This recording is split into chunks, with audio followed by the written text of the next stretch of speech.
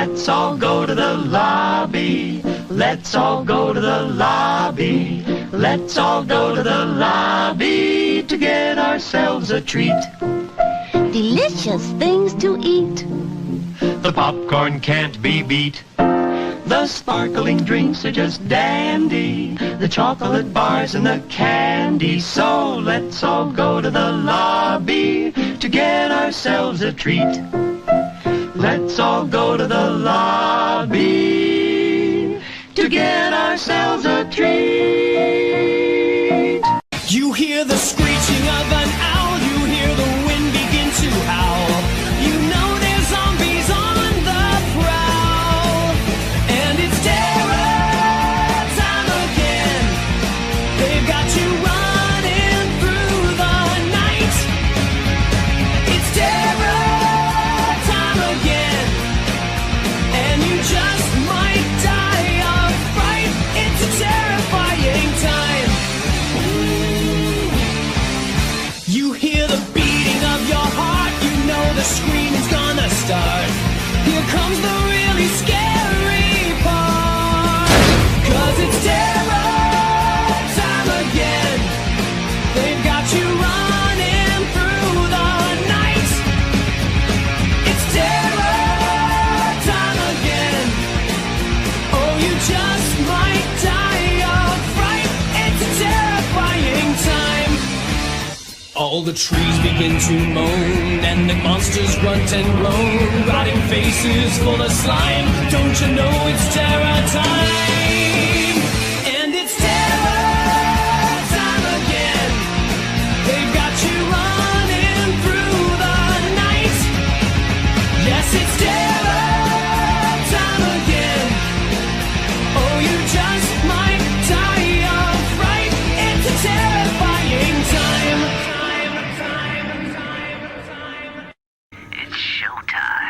Spades.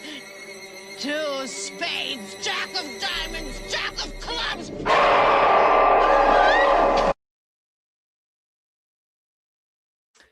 I don't want to play blackjack with that bitch, but what's going on, everybody? Welcome to Chills and Thrills. I am the BrettMan, along with my co-host Keelinn, and one of our two special guests of this evening, which our fourth special guest, Jami, will be joining us here shortly. She's just running a little behind, but that's okay. We told her that we would absolutely wait for her, so we could at least talk to our first special guest right below us. This is Davey from Deathray. Davey, how are you doing today?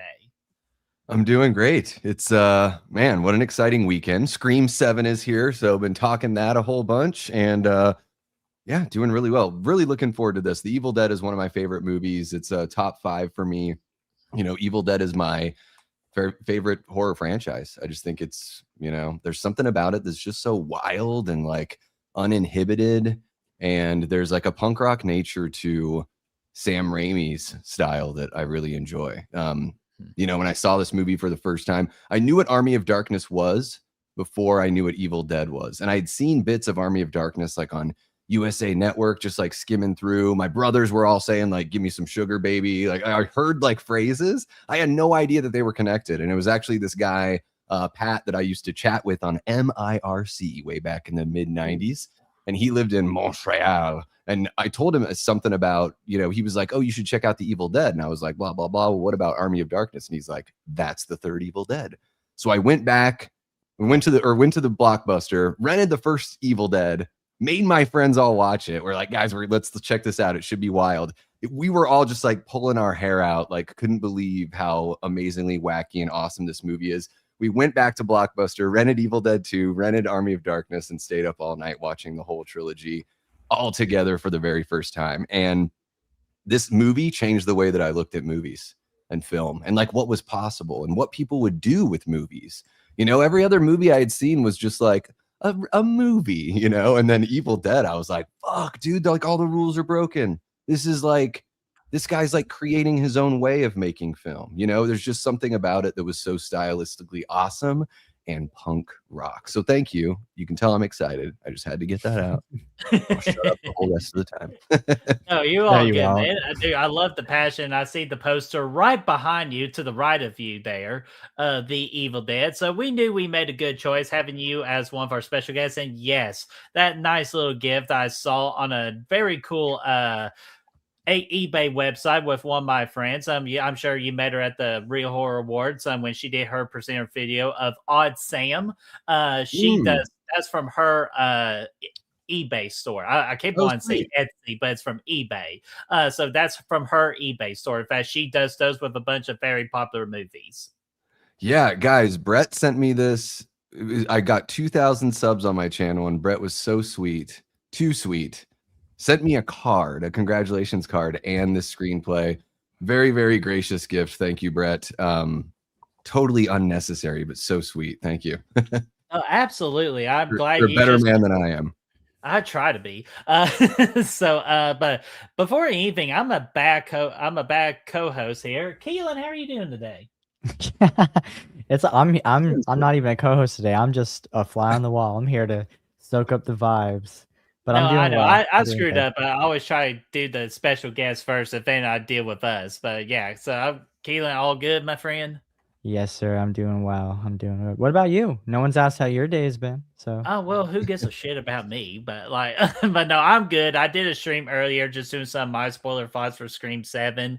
I call it the movie where it's the ultimate missed opportunity in the Scream franchise because I feel like it could have done a lot of ideas. But I'll say for my last remaining thoughts, I'm going to be on Matt Fauci's stream on Tuesday to do some more spoiler talk there too. So nice. I think everybody's spoiled out, and I don't think they just don't want us to talk about that. We want to talk about one of the greatest cabin horror movies in the history of cabin horror movies, which is The Evil Dead from 1981. And if you all want to watch the movie for the kindness of Keelinn's heart, because he was the one that rented it, but he wants to do it for free for you, this is the Discord link right here. It is pinned in the chat right now. Click on that Discord link and then click on the section called Chills and Thrills Auditorium, which I love the name, by the way, Keelinn, where you call it an auditorium right there. Thank you. So I got already, let's see here. I got a couple of people already hanging out in there. You should be able to join them too. Chat along while watching the movie for free, just in case if you do not have a way of watching The Evil Dead. And remember, it is The Evil Dead, not Evil Dead. So it's a big difference. We will be doing see, look at me. I was just trying to do it again. We will be watching Evil Dead with our special guest, Destiny, in 2 weeks' time on March the 15th. So that's when you can watch Evil Dead. But tonight we are going to be watching The Evil Dead. It's very fucking confusing. So just bear with me. It is. It's, when they put that movie out, it was like they market it as a remake. And then you go and see the movie and you're like, oh, that's not a remake, it's a sequel, but it's just called Evil Dead. Is that the beginning of doing legacy sequels, or like a sequel that just takes the name pretty much? Because Final Destination did it too, right? They're like, this is the Final Destination. Like, oh, like it's the old, it's the definitive one, and it's the worst one. Isn't that crazy? Yeah. Well, I mean, that's just my opinion. Maybe you love it, but no, it's definitely the worst one. Yeah. I think that's universal. Yeah, and then they did it with obviously Halloween. Yeah, they did that whole thing. Yeah, Scream. Scream. Why did they call Scream 5 Scream? It's really weird. They were trying to be Halloween. I think that's why. Well, and I think it was 11 years since the last sequel, so they're probably like, "Do you remember us?" Well, it was 11 years between 3 and 4, so they should have just true. With 5, That's true. That's true. And Scream 4 feels more like a reboot than Scream 5. Oddly enough, But The Evil Dead. Have you guys ever seen the Within the Woods, like the original the film that they made to like pitch The Evil Dead? Have you guys ever seen that? No, I don't think I've ever heard of this before. I think it's out there, it's available. So it's like it's a lot of the same story elements are here, but it's a smaller cast and it's obviously shorter. I think it's like maybe 25 minutes or something, but it was just a way for them to showcase their idea. So I think it's just like and I think it's just Ash and his girlfriend go out to this place for like a picnic, and they go to the house and they find the thing. He turns into a demon. blah blah blah blah blah. It's Pretty cool. I've seen it in pretty low quality, but it's just cool to see because they took that and they went to investors and they're like, so this is what we have, and this is what we want to make from it. That's like watching Saw Point 5 on YouTube. Yeah, because they did a student film. That's how they did that, right? Because they met in a film school and did that, right? Yep. Yeah. Okay. So, all right, let me say hello to the chat, and then I think Jami will be joining us here shortly. So that we're just pretty much waiting on her so we can start the film immediately. Again, Discord group, if you want to watch the film with us. Keelinn, while I say these hellos, if you want to just say in the Discord group, we will be starting the movie here shortly, just so that they could just stick around. So let's see here. We got Shot by Shot. What's going on there? How are you doing? Hopefully all is going well. I like the remake way more than this. A solid 6 out of 10. And that they were getting ready to watch Evil Dead Rise for the first time. And this message was sent around 3 o'clock Eastern time this afternoon. So Shot by Shot, hopefully you enjoyed Evil Dead Rise, because it will definitely get a rise out of you. So, and right before I continue on, I got to say hello to our other special guest. She is finally here. We got the heart of the horror community. We got Jami Hart. Jami, how are you doing? I'm okay. Can you guys hear? Good. Yeah. I just want to Hi, Jami. Hi. Your room still looks great. I love it. Yeah. Thank you. I'm sorry I'm late, guys. I had to eat dinner. Dinner was the problem. It is a primary function. Dinner is never a problem. So don't worry about that. So sorry. No, you are all good. I'm just saying hello to our chat real quick, and then we'll begin the movie here. We got Ashton. What's going on there, Ashton? How are you doing? Just remind everybody, don't forget to slash that like button, subscribe, hype the video or hype the stream after the fact, share the stream, and don't make me get the belt. Yeah, Ashton's very dangerous with the belt, so I will not recommend pissing him off. We got Chester. What's going on there, Chester? How are you doing? We got yo Adrian. How you doing? What's going on there, Adrian? Who else we got here? We got, let's see, Linda. What's going on there, Linda? How are you doing? Believe it's new here to Chills and Thrills. We got Lizzie with a Y. What's going on there, Lizzie? How are you doing? And welcome to Chills and Thrills. Let's see here. We got Gory Tiger. What's going on there, Gory? How are you doing? Let's see here. Who else we got? I saw somebody else here. Just scrolling. Just keep scrolling. Lamantra. What's going on there, Lamantra? How are you doing? We got Skittles for Stephanie. What's going on there, Skittles? How are you doing? Been waiting all week for this. Well, you don't have to wait much longer. We're about to hit that play button here shortly. Let's see here. Who else we got in here? Just looking. Eli Cortez. What's going on there, Eli? How are you doing? Hopefully all is going well with you. Let's see here. There's the shit stir of Chad. What's going on there, Chad? How are you doing? It's that Ola from set, not from The Last Nightmare, but for something else. Ooh.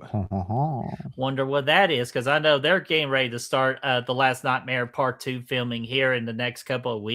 So good for them. And then we got Chester just reminding us that we have officially hit 200 subscribers over here on Chills and Thrills, which we are now about, I think I saw 203. So we need 47 more in order to do the 250th celebration special, where you guys get to suggest movies onto the chill wheel. And the last movie standing will be the movie we'll just do a special edition of Chills and Thrills watch party. So what movie's going to make the cut and which ones are going to be burned to ashes? Get us to 250 and we'll have a fun time with that. That's fucking extreme. Well, I know. We're either going to watch it or eliminate it from every existence. Well, that's what I'm going to say. Just be careful what movie you add, because it could be burned up for life. Oh my goodness. Aaron Click, what's going on there, Aaron? How are you doing? Hopefully all is going well with you. Who else we got? We got the lovely Brooke. What's going on there, Brooke? How are you doing? Let's see here. I don't want to make sure I'm skating. We got Brother Fluff saying Davey's voice alone has impregnated 36 women. You are not the father. They say that 36 times, but but I Brother can't help Fluff, it that the ladies find me, whatever. Despicable, I think is the right word. Nah, as they got one of the best voices in all of YouTube. But Brother Fluff, thank you so much. So guys, let's go ahead and start the movie. We're getting ready to play it on the Discord as well. So let me get my movie prepared here. Let me get mine set too.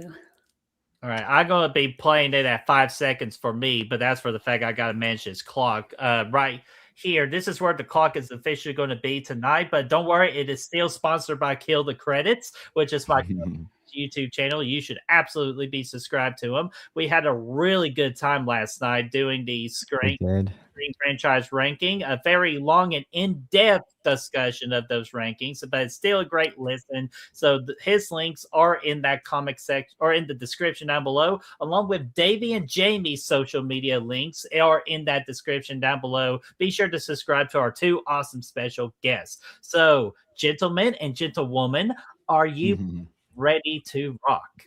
I am. I have it at 5 seconds. Oh yeah, 5 seconds. Davey, where do you got it at? I popped on over to the Discord. You know, I mean, I could bring up a digital Look version. at that. Davey's taking full advantage. Yeah. Should I just test it one more time just to make sure it's working? Or yeah, you can do a quick test real quick. Well, David, can you see the mouse? Can you see the mouse moving? Yeah, everything seems to be good. And we should be good then. Yeah. Okay. So I'm getting ready to start on my end. So Jami, when you see this clock right here hit 5 seconds, that's going to be your cue to play.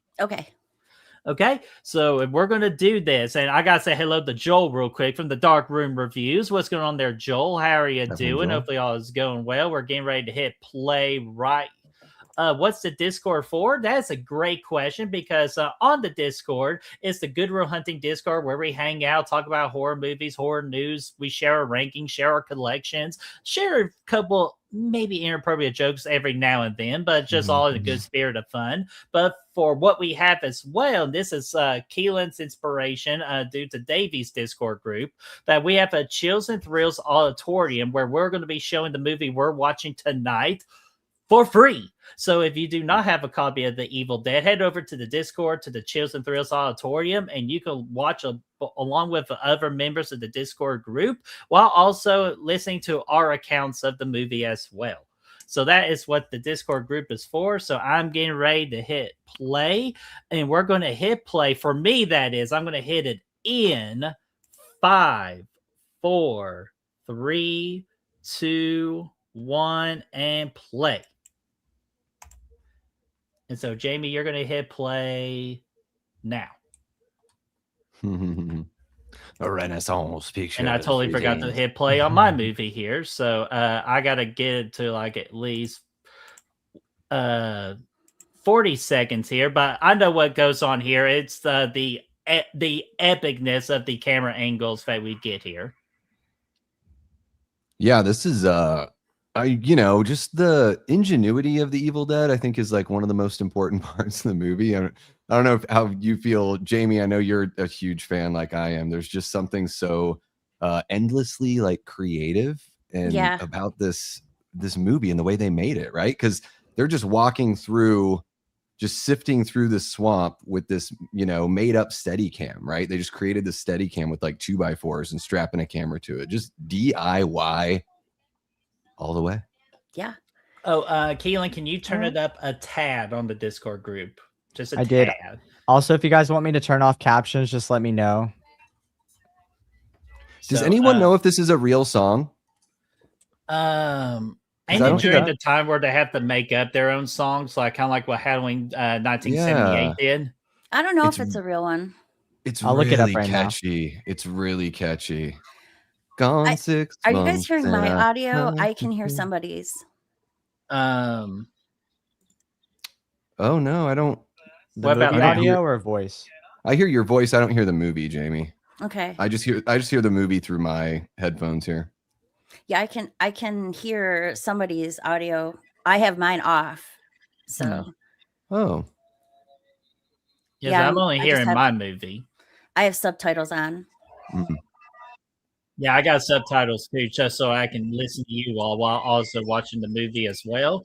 Is it coming from my headphones? I don't know where it's coming from. I just wanted to mention how much I love that part where she goes up against the window and screams. It's just, it's amazing.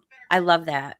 It's just There the are- first instant reaction, though. Like, Yeah, there's like these hyper stylized moments in this movie that I really love that are kind of like that. Did you guys know that those two on the road there? That's Sam Raimi and I think Rob Tapper. Yeah. correct. Yeah, and yes. I'm hearing somebody's audio reflected too.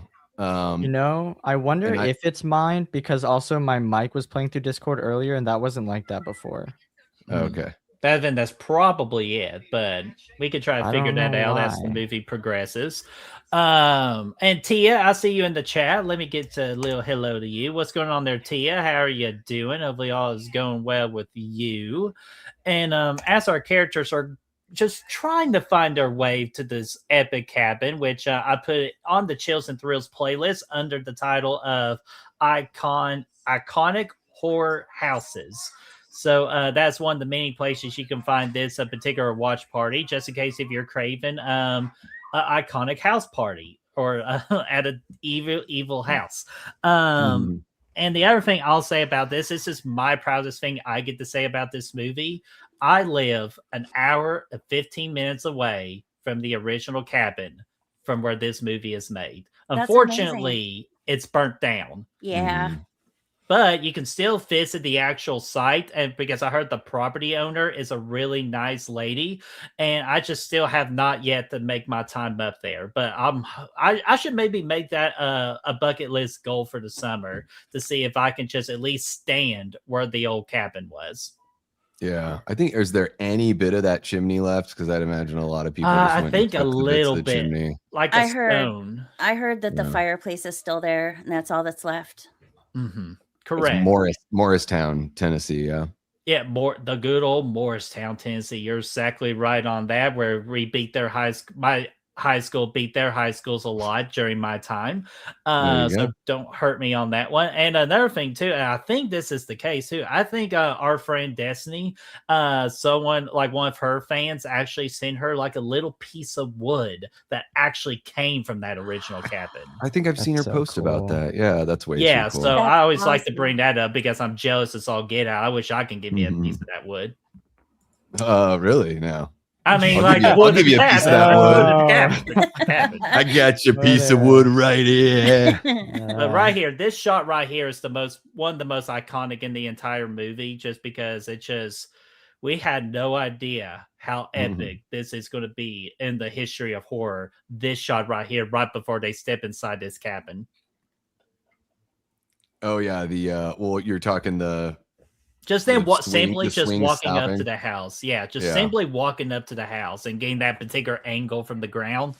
Great camera shot.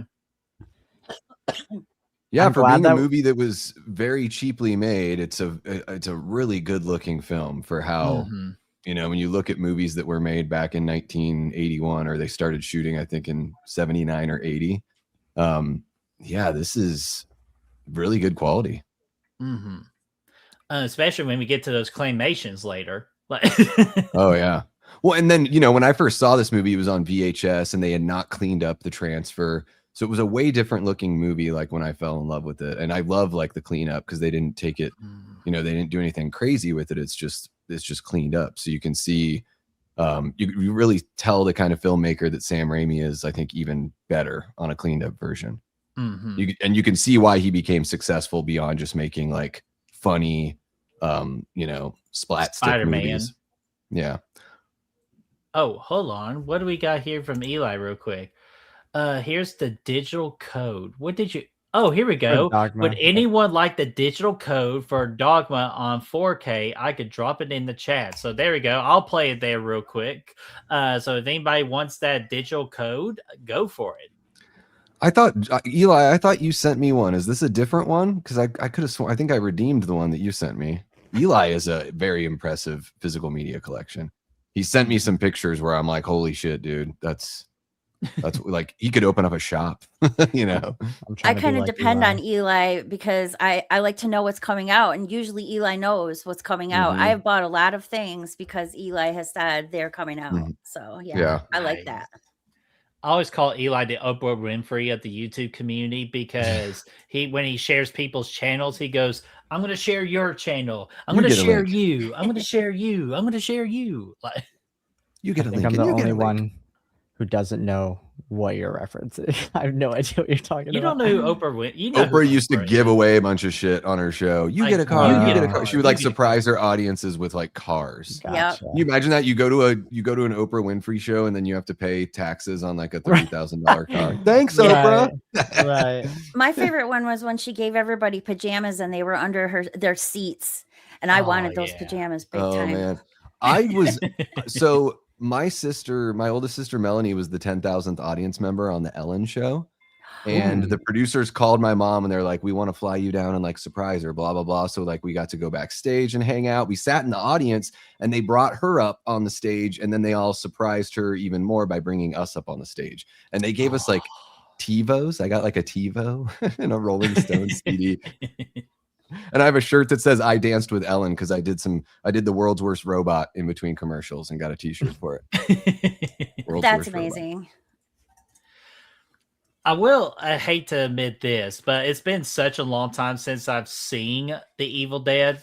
So I only know really two characters. I know Ash Williams, of course. And then I also know Eric. Lovely, useless Eric. That's all I remember him. Well, that's from the remake or the 2013. Remake. Oh, okay. So I was gonna say earlier. I'm glad that we have y'all two on here with us because this is only my second time watching it, so I don't have to really like try to speak as much because you guys can fill the dead space and I get to pay a little more attention to what's going on here. Nice. Well, this right here, this is Cheryl. This is Ash's sister. Okay. Yeah, I remember her. She's very pretty.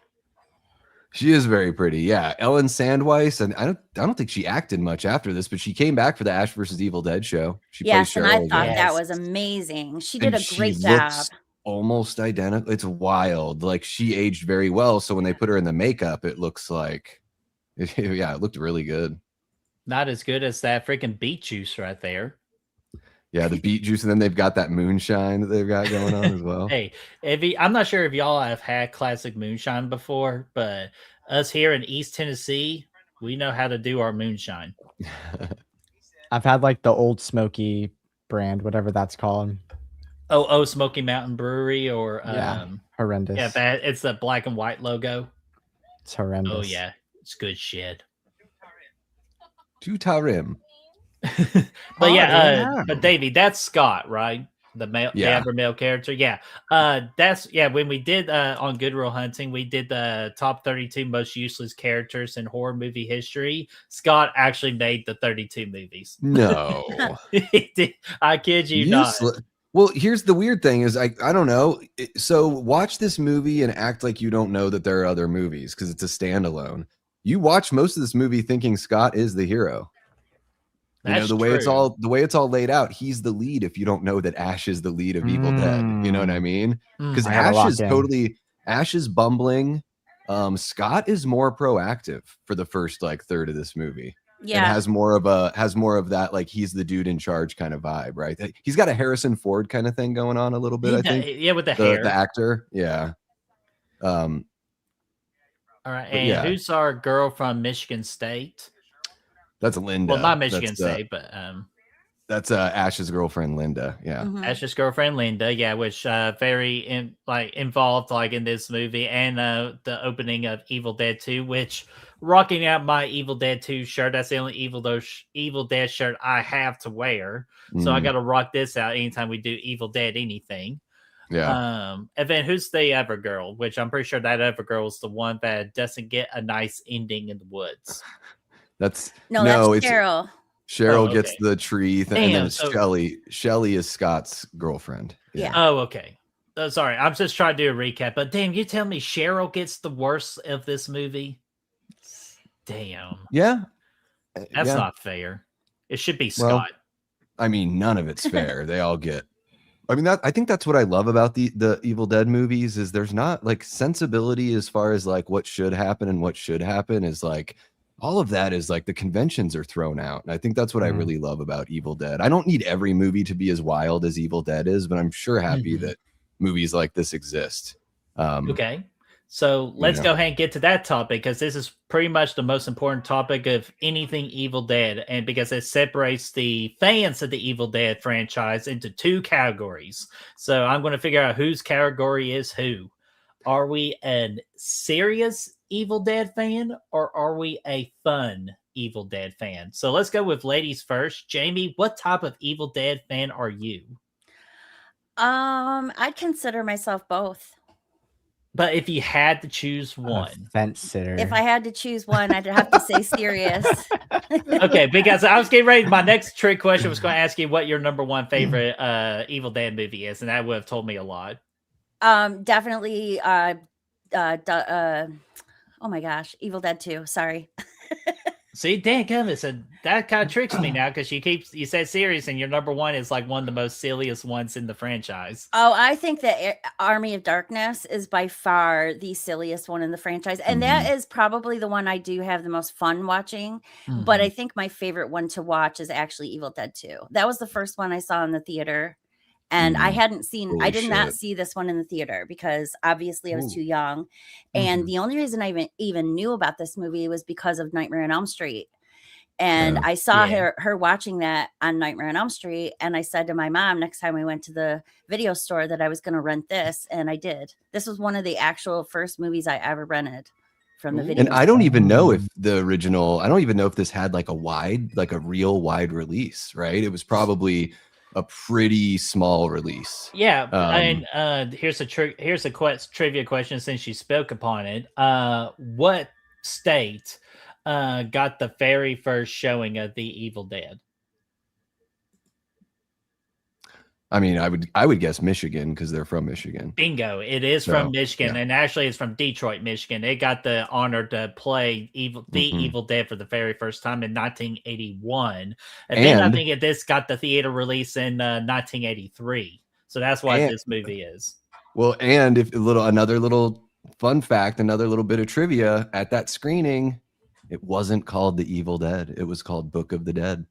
Ooh, they changed the name before the wide theatrical release. Okay, I did not know that. There's that famous picture. It's Bruce, Sam, and Rob, and they're all in tuxes with the marquee behind them, and it says Book of the Dead. Okay. Yeah. See, I am the fucking nerdiest nerd. Just look out. That's why we love you. If you guys haven't read it, if you love Evil Dead and you haven't read it, there is a book called The Evil Dead Companion.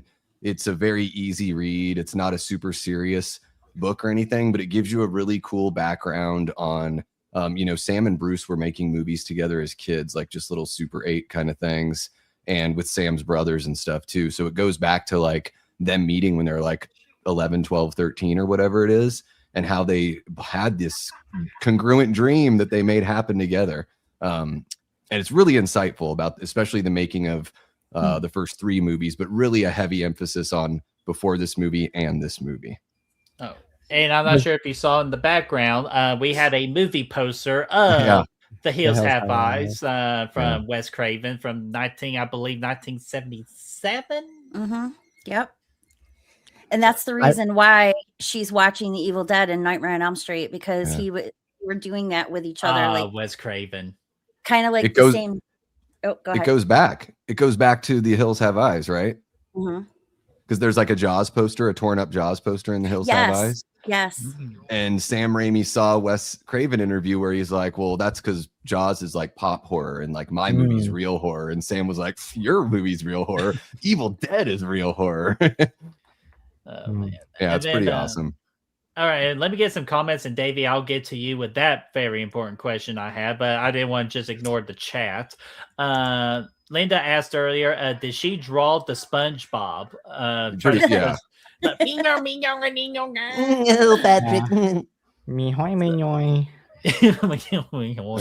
SpongeBob rules. I love Caveman SpongeBob. Is mayonnaise an instrument? But what about Skittles here? These people are awfully calm for shit to be moving around in the house. Yeah, like that's kind of like where I was just like, I wish I could be as calm as they are. So, and the last comment I have here is, does Ash have a butt chin too?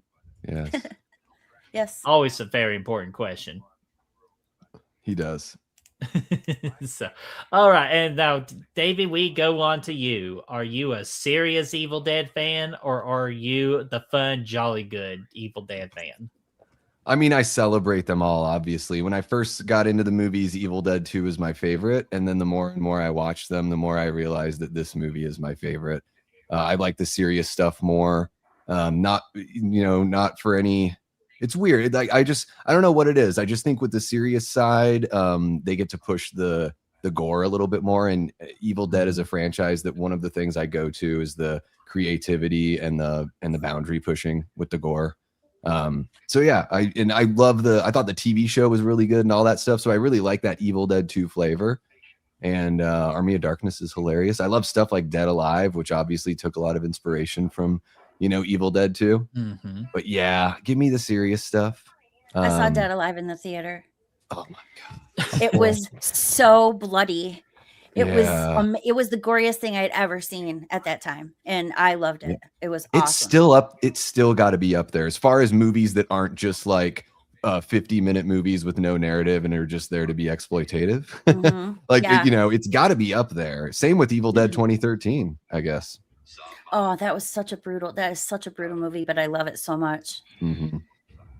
I love how the captions of the movie have no freaking idea what's being said right now. So that line right there that the tape says, the line that he says is he basically says Sam and Rob are the hitchhikers on the road, but he does it in a way that sounds like ancient German. He's like it's like Sam's and Rob's das hitchhikers in roads, something like that. You're And a fucking nerd, bro.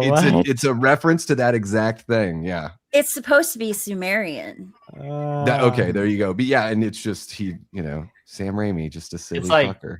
It's like Charles played Dumbala, give me the error, I beg you. Yeah. But hey, now their Airbnb is going to be pissed off about that tree insurance right there. So hopefully they can get that fixed for the next people that decide to stay at that cabin. But Keelinn, what about you? Are you a serious fan or are you a jolly good old fan? Like to have fun? So I haven't even seen Army of Darkness, but I've heard that it's the most goofy of them. And I never watched it because Evil Dead 2 was a little too goofy for me. So definitely more serious. But the first Evil Dead movie I ever watched was the 2013 one. That was my introduction into the franchise.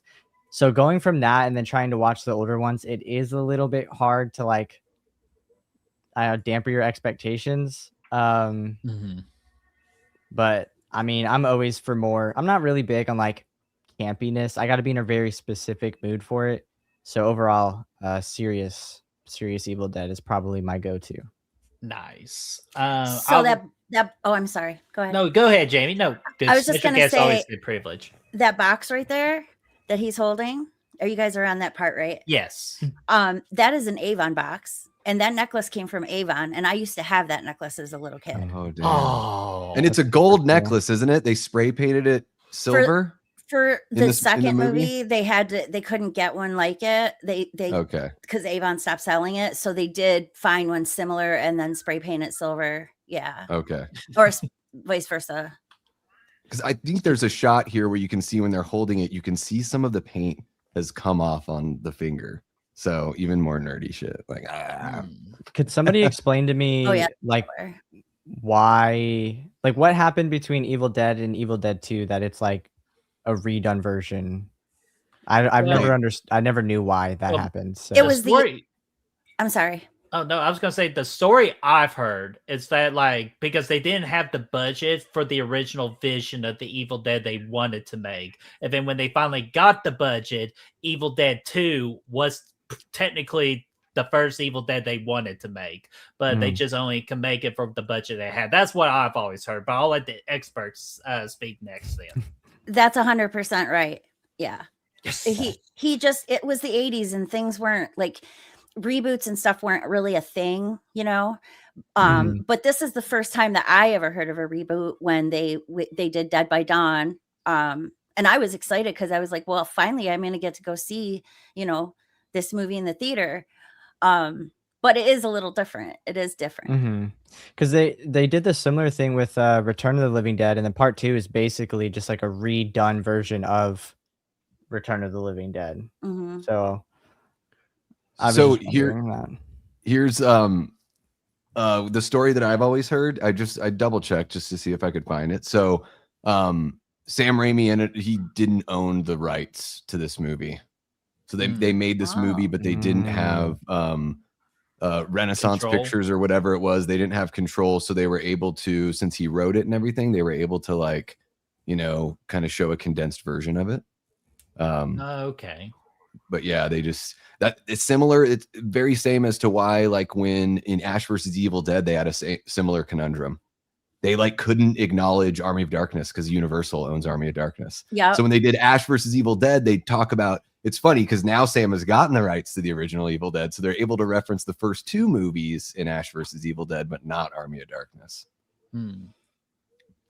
So hold on to your rights, shame, folks. because that's where all the great lines come from. Like "Hail to the King, baby," and "Give me some sugar, baby." But baby, that's Pillow Talk. Yeah. That's my favorite one. But real quickly, I do want to say hello. I always like to say hello. Gory Tiger, what's going on there, Gory? How are you doing? Hopefully all is going well with you. And Linda met Bruce on a book tour. His book tour in particular. That's awesome. Because a couple of years ago, Brad and Chris actually went up towards like kind of the Morristown area or like Oak Ridge. They had like this particular cave where they like show movies in a cave. And they showed Evil Dead 2 in that cave with special host Bruce Campbell, where he talked about the film and everything, and they sent me highlights and everything of it, and I was just so jealous because I was unable to go. Oh, that is awesome. I'm jealous. Hail to the king, baby. But and before the nasty really happens on this scene, I just want to quickly say that I'm a serious Evil Dead fan. I do enjoy every single movie in the Evil Dead. I have fun with Army of Darkness and Evil Dead 2 for what it is. I have fun with it, but man, this movie, what I want from this franchise is just the nastiness, the uncomfortability, which this is why I have this movie as my number 1 of the Evil Dead franchise, which I plan on rewatching all of these to get ready for Evil Dead Burn, so I'll have a more updated ranking, but definitely have this one as number 1, and then like the remake or reboot or whatever you want to call it, sequel, I have it at number 2. But definitely the more serious, the better with me. And Brett, remember how last night we were talking about the Scream TV series, how it was like ahead of its time? Yes. I just had to look it up. The Ash versus Evil Dead TV show came out the same year as the Scream series. So they were really right there with each other. Damn. So they were trying to bust open that door. And then now, after the success of Welcome to Derry and some of the little shows that came before it, now we're going to get horror TV shows every single year. Yeah, and the Ash vs. Evil Dead show is like X-rated as far as the gore goes. There's some shit in that show where I'm like, damn, dude, like they never did this in the movies. This is crazy. Watch it. It's the so first good. episode of season 2 is fucking nuts when he's in the coroner's office or whatever. That's some of the most wild shit I've ever seen. I only watched like the first 2 episodes, like really before I was super like deep into the Evil Dead series. I think I just like threw it on because it was on Netflix. So I don't even really remember, but damn, this scene right here, like very rough to watch. I was getting ready to make a joke about it. I'm like, no, she's already suffering enough. I'm not going to add a joke to this. But damn, how do you pass this? Like, hey, we got this idea about a girl getting the R word in the woods. Like, can we do this? Sure, whatever. It's not going to be as bad, but it's a very risky thing. But I think these are the sorts of things that make Evil Dead such a standout franchise. Demons are fucked up. That's kind of like the whole lesson of all these movies. And demons don't play by rules, and demons don't play nice. But yeah, this is very difficult. What do you have to say, Jami? Oh, that's a new way of getting wood. Damn. I was mean, getting ready to as a- say something along those lines, but Jami going in with the kill. I'm all grown. I can say that. This is how Yeah. Brett would like to receive his piece of wood from the Evil Dead house. Well, and this scene looks a lot more shocking in today's world because Yeah. filmmakers don't take chances like this in No. horror Well, movies. I mean, No. they even So when they redid it in the Evil Dead 2013. Yeah, they go for it there too. It's a little Yeah. different, but it's the same message. Yeah. It's a little bit more It is- visceral, I think. Yeah, and it is literally being impregnated with evil, essentially. Yeah. You know, is Have you maybe- guys seen Silent Hill, the original, the first movie? I have so not. long ago. Yeah, yeah. Well, I always thought that the part at the end when Alex Krieg gets taken up by the barbed wire and then it spreads her up Oh yeah. and the Mm. wires go up. I always thought that they got that from this. Yeah. Mhm. I'm sure. I mean, even in Evil Dead 2, there's the trees come to life and take Bobby Joe. It's a different way and all that stuff, but it's still, you can't trust them woods. Mm-mm. Hell There's no way out. That's what I love about Evil Dead. There's no solution. There's no way out. Your best chance is like dismemberment and like melting, burning. and like, surviving the night. Get fucked, Yeah. basically. And by the time to take it seriously, it's far too late. And that's the thing, Mhm. right? Like Steph was saying, they're pretty calm for stuff, for things moving around. It's like, well, they don't think much of the one thing and they don't think much of this. And then now at this point, they're all fucked, Even within the realms of the storytelling for this movie, Ash is dead also. The Girl. movie ends with Ash dying, essentially. Yeah. Yeah, I was going to so- say the keys. Oh, the keys. Ooh. But She I bar- want to get Aaron Clegg. Aaron Clegg, I'm not sure if I said hello, but just in case, Aaron Clegg, how are you doing, my friend? Hopefully all is going well with you. Wanted to say they added insult to injury as the sound effect when it goes in. It sounds like a crack of a whip. Yeah.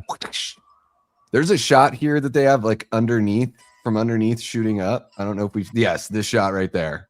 I Yeah. love that so much. You want to know have you ever heard of how that's done? I heard it's done on like a little bicycle where they have to just steady the camera on Oh, like you mean a when wooden they're- log. Oh, And yeah. they ride the bicycle to try and create that like shaky camera effect, which again, appreciated because for the time and the budget, they try to make everything work. It worked good. It really did. Yeah, to me, I think what the Evil Dead like really taught me is that like the limitations are so important for creativity. Right. And it's crazy. I didn't even know like I watched some video game YouTubers and this one guy dropped I think it was an Orson Welles quote, and it was it was something like the destruction of limitations, or the destruction of limitations is the end of art. And I was like, fuck, that's a crazy thing for Orson Welles to have said, because when I think about AI and I think about that we can do so much with the art that we make now that it all comes out kind of flat, Mm-hmm. And here we've got the most unflat looking film, like there's just something so alive. How about that light, with them all standing in the doorway and that giant light behind them, Love just it. these things that don't make sense practically in the real world. But when you watch it in a movie like this, you're like, this is theatrical and beautiful and stylistic. And Mm-hmm. And plus, it really just sells the mood and the atmosphere of this film too. Like it's just a creepy aura, and that's what I like about it. And just again with the whole like Cheryl right here. Why did it have to be Cheryl? well, none of them are bad people. Well, I know, but that's the Cheryl thing. is just cute, like Well, just wait until you see what happens to everybody else. Somebody it's had not- to get the wood. Yeah, no one has a good And time now she's tonight. now right? her and Ash are going to be proud parents to baby Groot. Oh my gosh. Oh my god. I'm a girl. Like, She's actually pretty calm here, all things considered. yeah, I said, why is she calm? Because like that's what I like about the remake, and we'll get to the remake of me and Keelinn and Destiny will in 2 weeks' time. It's just that Mia does not take things very calmly. Yeah. Well, it's a very kinetic performance that Jane Levy gives. Mhm. Oh, and I get a chance to probably meet her in August. I am super excited to meet her because she's one of my top 3 female horror icons I want to meet. She's Did so you- charming. Did you catch her little cameo in Twin Peaks season 3? It has been 2 years ago since I watched it, so it's been a while. She's in How it. many seasons? How many seasons of Twin Peaks is there? There's the 2 from the 90s, and then there's the one from 2017. Then And there's a then the movie. movie. And Okay. then, yeah, Fire Walk with Me. And there's another movie too. It's called the Fire Walk with Me, The Missing Pieces. And Yeah. it's just like a whole nother movie. Because my girlfriend's been asking me to watch it, and everybody in the Ooh. Discord's been talking about it ad nauseum. So I didn't want to This commit shot- myself to it, but only 3 seasons. Not too bad. That's not too bad. Season 3 is 18 hours long. So I got it time. is, it's not short. Well, That's okay, 18 though. episodes. I mean, I committed to The Walking Dead. If I can commit to that, I think I could commit to Twin Peaks. So If you could commit to Survivor, you can commit to anything. actually, Olivia, When season 3 aired, Ash versus Evil Dead was on right after on another channel. So I went from Twin Peaks to Ash versus Evil Dead Oh, I every bet that's Sunday so throughout that cool. whole summer. God, was I bet that awesome. was such a good time to be alive during that time. It was. But now maybe we get to do it with with My Flame against Carrie and Camp Crystal Lake, because I think they're going to come out very similar to each other. So man, we're just spoiled as horror fans now, and we Yeah. and just as staff out as horror fans, we still like to bitch and complain. Well, who Love tore the down cl- the bridge? The claw. I love that. And that shot when they park the car, it's really interesting. What they did is they it's like the car is flat on the road, but the camera was like kind of up on that hill or whatever, and Ash gets out, and it's got this really wonky walk where you can't really tell what the perspective is, but it's because they played with like resting the car and the camera up on the same little like hill or whatever. It's crazy.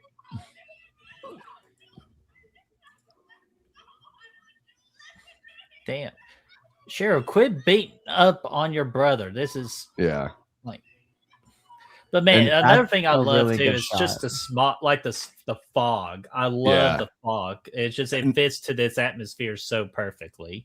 The car wasn't even in that shot. Those were just 2 lights. For real. It's so cool how they do all that stuff. Oh man, we're about to get to playing some cards here. Mm-hmm. Davey, you know the deep dive stuff on this movie. I don't know all that. You really know your stuff. I like that. I love it. I've watched the commentaries multiple times. I'm a big commentary guy, so you do get a lot of really cool background info because, and there's multiple commentary tracks for this film, and then reading the book. Yeah, for sure, it's truly amazing. Yeah, true amazing. I love like, whenever I hear the phrase "truly amazing," which they use in Evil Dead 2013, they use it in a totally different way. Eric says it. That movie did a really good job of recycling lines, but for completely different purposes. I think that's a kind of a cool way. I just there want it to is. say how funny I think it is that she tries to trick her into thinking she's psychic. Yes, I just think that's so funny. She just doesn't mind like fucking with her. Yeah.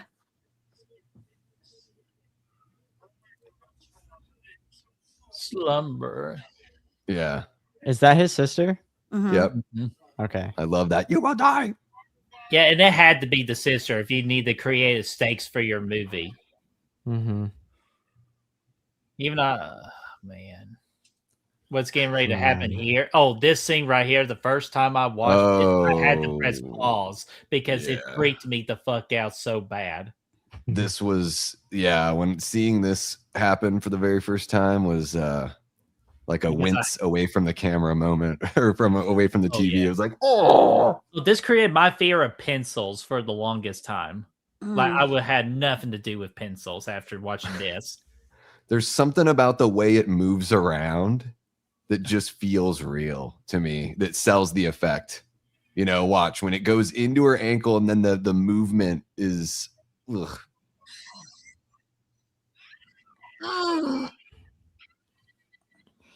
Oh, Like, what that the right there. fuck? Ooh, like pulling the pencil no. down. and just moving Fuck, it. they keep back on and showing forth. it. And they moved it back and forth too. Like, Yeah. she's going to get lead from that pencil. Like, Yeah. poor Nah. Ash. And My Ash's sister- problems with bookshelves, is very prevalent in this. Oh, and another thing, because I've always heard the story of the lovely Evil Dead Deadite contacts that were incredibly uncomfortable. That they can't see through. You can Yeah, only they wear can't- for like 10 minutes at a It's time kind or of like something. Django Unchained. I can see fucking shit out of this thing. Yeah, they're blind. Oh yeah, but the See, thing Scotty's is the that hero it here. hurts. Yeah, And then he this is jumped just up. a dummy head getting hit. Sorry, Jamie. No, it's okay. Oof. I just think you're right. He does a lot more than Ash. Ash is kind of almost like a deer caught in the headlights. Yep. Yeah, just if you watch this movie and forget that Ash is the one that carries on, first time audiences, they are identifying with Scotty. Man, the first, like, I wish I still had my because when I was making the bracket and everything, and Scott was one of the characters we decided to include, ChatGPT gave an explanation of why Scott is a useless character, and I wish. Wait, you know what I might actually do? One moment. I just, useless is one of those. I guess it's like, well, what do you mean useless? Yeah, I mean, I guess he doesn't like ultimately help in the grand scheme of things. Like he ditches Ash and comes back like 5 minutes later with a branch sticking out of his torso. But yeah. Let's see here. Let's see what ChatGPT has to say. You could have probably replaced him with Nash from the Black Christmas. He would have been more fitting for that list. All right, you ready? It actually broke it down into 3. Oh shit, it's still going. Shit, it's still going. Okay. I'll tell 5 categories and then the simple answer it gave. The first one is he causes the problem, then refuses responsibility. Okay. True. Number 2, he immediately bails when things get real. He does. He doesn't immediately. He bails in the it's like the beginning of the third act, Yeah. right? Is when he leaves because yeah. And then number 3, the bridge scene, peak Scott behavior. Because I think he's the driver of the car. Yeah, the bridge scene, peak Scott behavior. I don't remember that. They make it over the bridge, like they kind of sink in. What's this right here? Scott goes outside to check the road and comes back with the famous news: the bridge is destroyed. Helpful information? Yes. Helpful actions? No. Oh, yeah. Well, and I don't know if that's what he says when he comes back after the evil have attacked him. And then let's see here. Number 4 gets injured almost immediately. Yeah. And then number 5, he never adapts.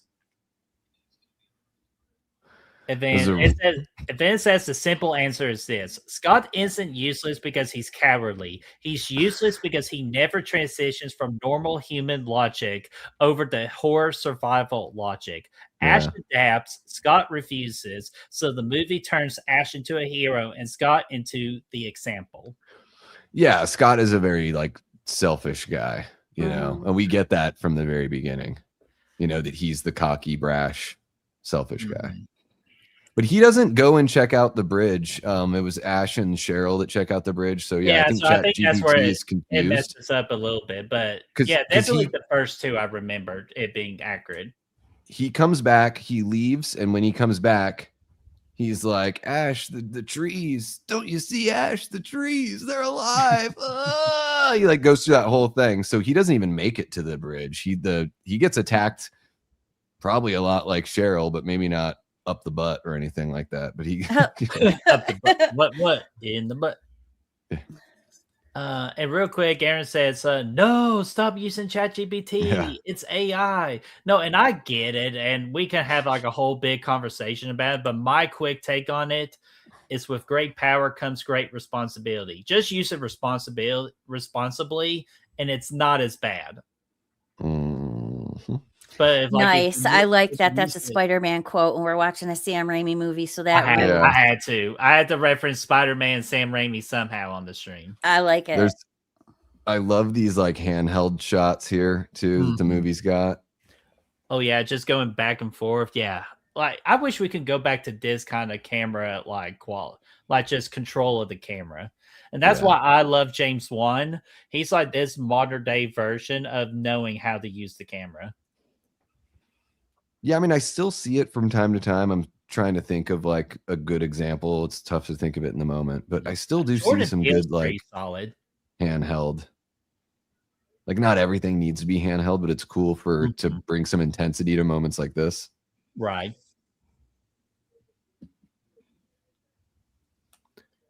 So this scene, I think there's 2 different shoots that they did, because you'll see that when Scotty finally gets attacked, he's wearing a different shirt and his hair is a little bit different. I don't know if you guys have ever noticed that. Damn, I don't think I've noticed. So go once ahead. he gets grabbed and scratched by the Deadite or whatever, if you look, his hair and his face look a little different, and it's definitely a different shirt. Well, I bet they just wish they had me on set, because for Good Will Hunting, when we do our skits, I am what we call the continuity. The continuity overlooker. So I had to make sure that we're always following that continuity. Yeah, I think it's coming up. So look at the shirt that he's got there. It's a similar flannel. So this one, and then here we go. It changed. Different shirt, shorter hair. Yeah. Oh. It went from Look, then it's it's back. back. The shirt. yeah, it's blue and then it's yellow. And then it's blue. Well, I hate to say this, we can't complain anymore about Pam in the skirt, in the sweatshirt situation in part 5. Oh my gosh! Friday the 15th. I didn't even notice until she mentioned it on the commentary. I was looking at her tits. Man, on the Blu-rays, you can really see them nips through that wet white shirt. Are you talking about Friday the 13th? Part 5, yeah. Part 5. God, I had Because on VHS you can't see, but on the Blu-ray you can see them nips through that shirt. Oh, I believe it. Blu-ray has ruined a lot of like the kind of like the edginess look of certain horror movies. Like the best example I use, and it kind of almost ruins it for me, is The Exorcist. When Reagan is getting raised up, you can obviously see the wires. Hopefully they clean, because they can clean that up. If they do, they can go in there digitally and clean it up. Evil Dead is such an interesting movie. It builds up like classical music to where it's like quiet, quiet, quiet, and then it reaches these like crazy heights of intensity, and then you'll notice that it'll drop off almost immediately again before building up. It's a very dynamic film. And speaking of crescendos and all that kind of stuff, the Joe LaDuca score to this movie is amazing. One of my favorite scores of all time. So, yeah, I've been noticing that the score is really good. It's angular, it's uncomfortable, it fits everything about the movie. It feels so in place. Everything is like kind of got this awkwardness about it that is I just find so charming in this movie. Dude, and ever since you mentioned Han Solo, I cannot just stop like looking like at this Timu version of Harrison Ford. Yeah, he's not nearly as handsome, obviously, but they're similar. He's got a similar look. Timu Harrison Ford, I love that. Timu. I just blame everything on Timu, but the first time you're like, don't shop at Timu. This scene is an assault on your audio senses, you know? Like, she's screaming for how long now? And it's still going. There we go. Took a little breath. But I don't know. I fucking love it. Like, give me these movies that just put you through it. And Ashes about had enough of it.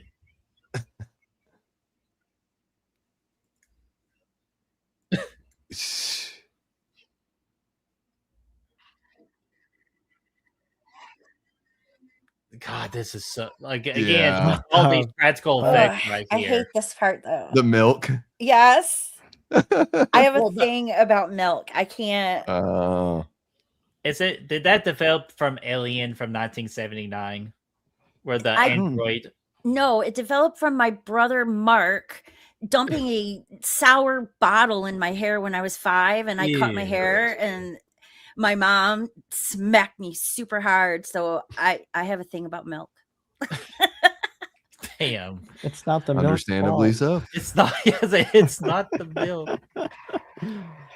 Or you brought the whole definition. That girl needs some milk. She needs some milk. Oh,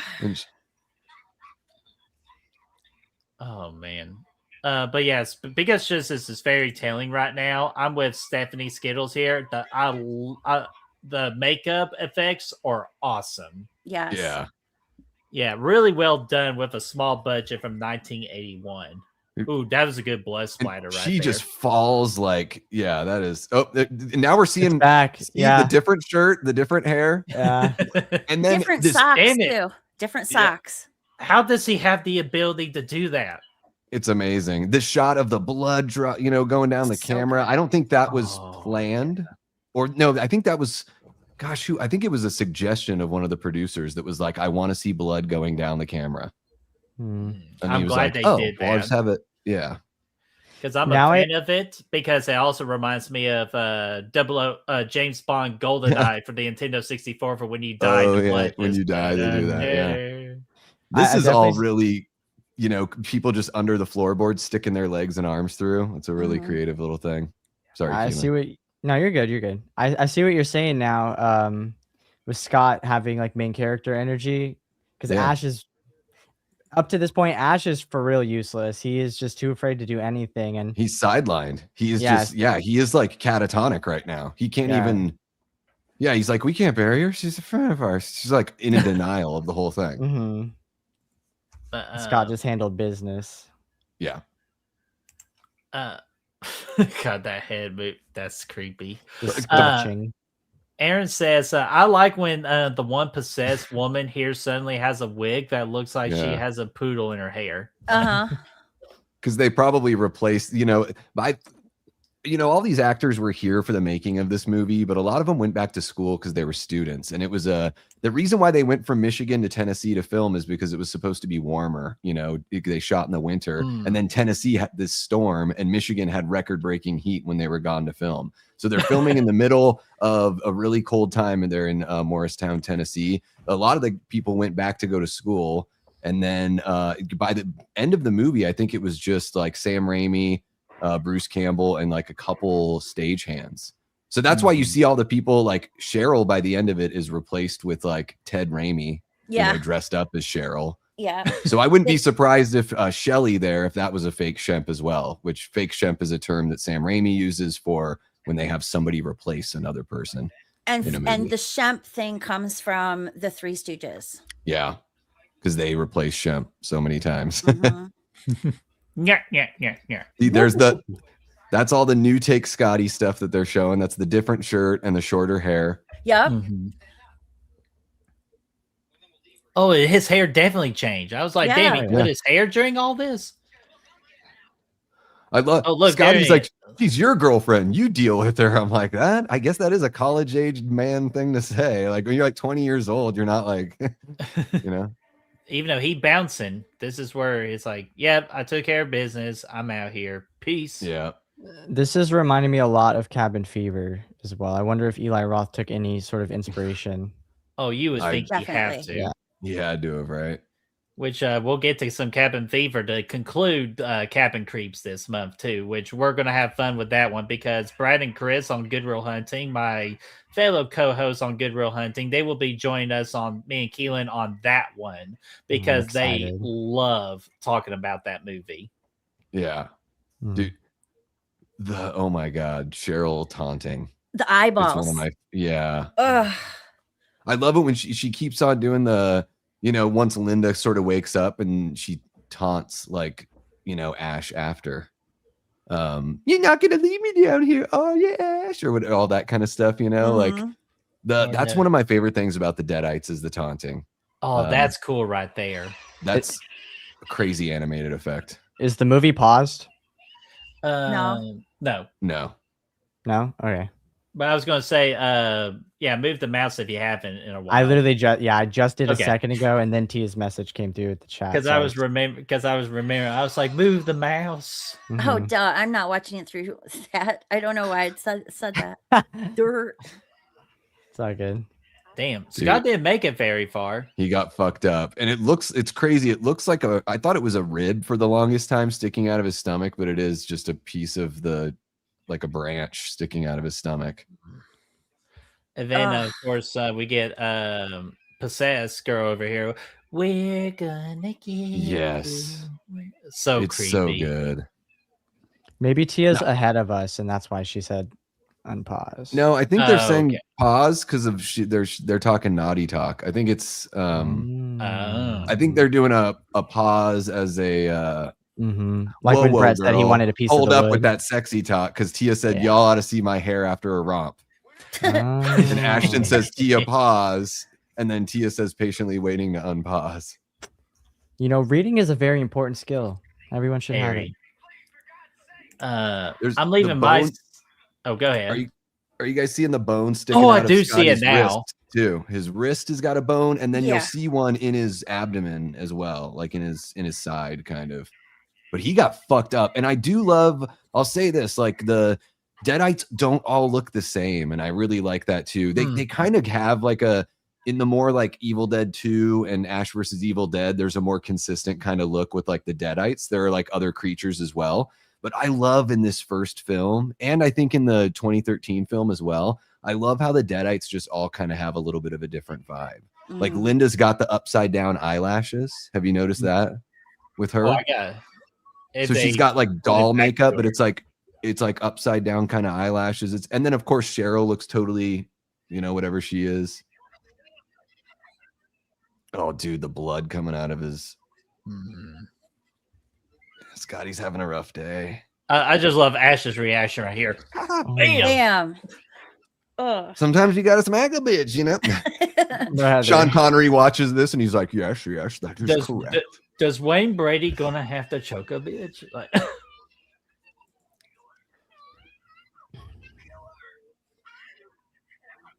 and I just love these performers. These college student theater kids are just really giving it their all. oh, no one's holding back so here. much fun. They're having so much fun.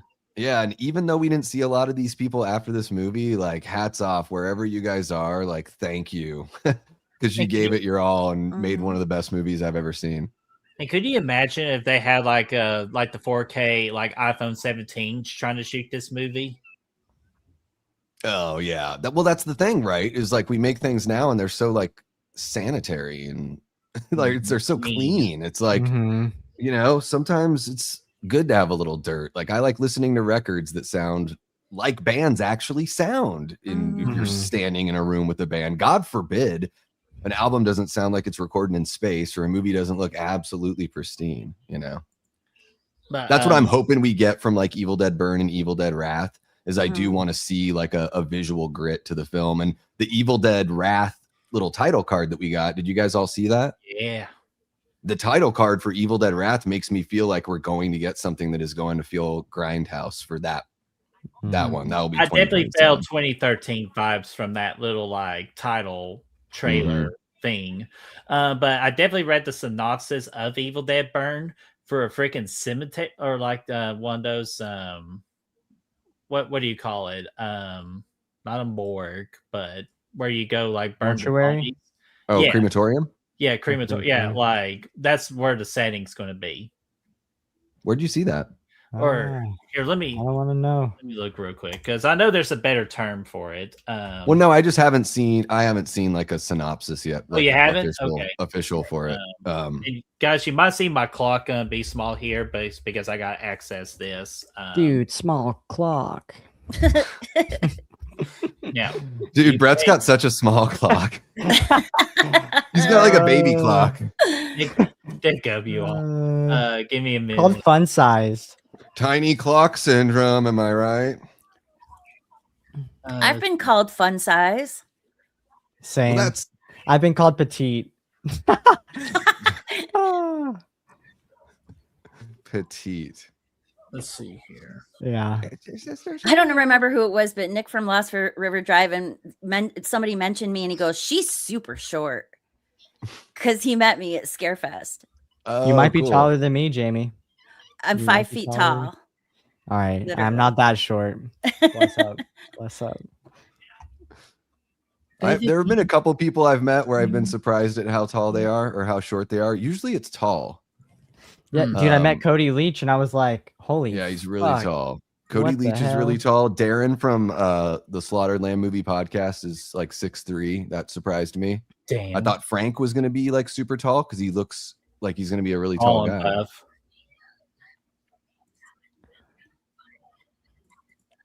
Huh. Dude, I Okay, love well, that line. We passed by it, but I love it when Ash is just like looking down. He's like, "Bastards, why are you doing this Yeah. to me? Why?" Like, I love. There's just something about the Bruce Campbell exasperation. I like And the way again, that's her shot. performance. I like the way that's shot when he drags her out, and there's like a spotlight on her. Yeah, he leaves her in the light, and then she's still like writhing, and it's Mm. yeah, she's really good. Yeah, See, oh, you can see the stick Ooh. sticking out of his tummy there. yeah. Okay, apparently it was just must have been something I just read, and I was just like, it would be cool if that happened, but yeah, I'm not seeing a official plot. So It's incredible how secretive they've been. It's like the movie's coming out in July, and we only have a title. Hey, you know what? I'm good with that because I already know I'm going to go day one, so they don't need to sell me on anything. They're going to drop a trailer. They'll drop a trailer in like April. This will be my first Evil Dead experience in the theater, so I'm looking forward to it. There we go. How do you like my clock now? Much better. Throbbing. It's a throbbing clock. Damn Much bigger clock. Yeah. We love talking about clocks on chips. It looks so good in your hands. I had to say that slow because I was worried that I was going to say something else. Yeah, I had to think. Yeah, every time I say it, I'm like, don't say the actual thing. You filthy fucking bird. Because I'm a dirty bitch. So is she. As much as she is right now. Look what she's doing with that freaking sharp object on her tongue. That's the Kandarian knife. Yes. Oh, and I love that Bruce, like, this is the beginning of Ash just like eyes rolling in the back of his head. I love him getting thrown around. He's had enough. Everyone loves that move. And she changes the way she holds the dagger just so he can do the thing that he has to do next. It's very thoughtful. Linda says, when your clock's a grower, not a shower. Oh, love it. Oh, man. Wait till I'm kind of worried when it hits the hour mark, it's going to be expanding upon. But we'll see what that goes in this next couple of seconds. But we still do got Ash fighting a Deadite. Oh, no. We're getting another backstab. Yeah. And more milk. More milk. Right? Oh. You got some blood first. The blood looks great too, by the way. I'm going to say that. I do love their consistency of blood, or like what the formula they made for this particular blood. It's Caro syrup. I think it's just Caro syrup and dye. Oh, yeah. I thought you were about to go with corn syrup. Same stuff as pig's blood. Yeah. Well, it's very, very similar. I think because I've never dealt with Caro syrup, but I know you can just get it at the store. I think it's a little thicker than corn syrup. I don't know. Probably very similar. Never played around with this stuff. I use real blood. No, I'm just joking. Jeez. I don't do any of that shit. This shot here of the camera being dragged along with the body, again, this is like pretty genius stuff too. And remember we get this crescendo and then nothing. The audio is just totally quiet. And we're just in this quiet moment. And then when the shit hits the fan, the music's going to explode again. It's just this brutal attacking you from all senses. It's an experience. The ultimate experience in grueling horror. Yeah, did you see where the camera stopped right at the Deadite with no music? That was just so unsettling. And I wish more horror movies will play on the fact you don't need music to build up tension in a scene. Music is just as effective. Yeah, it's using it and then creating the absence for a different effect. So it's like you do need the music, but then when you pull it away, it can have a huge effect.